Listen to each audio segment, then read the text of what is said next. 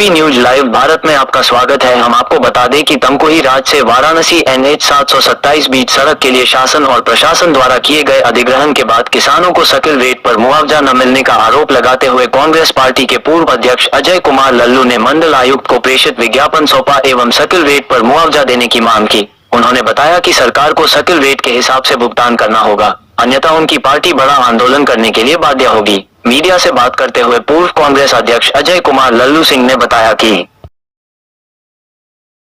दूसरे तहसीलों में यही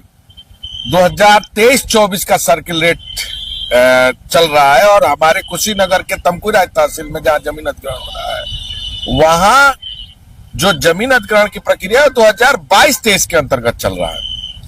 जहां तक जो हमें वर्ग मीटर सर्किल रेट है 1 से 65,000 तक 2800, उससे हिसाब से मिलने के बजाय पूरी सरकार हेक्टेयर 68 लाख रुपए हेक्टेयर के हिसाब से जमीन हमारे ले रहे। जब आप हमारा छोटा हिस्सा ले रहे हैं तो जो सर्किल रेट होता है, जो क्रय विक्रय होता है, रजिस्ट्री ऑफिस में होता है, उसी रेट के हिसाब से आपको हमारा जमीन का पैसा देना।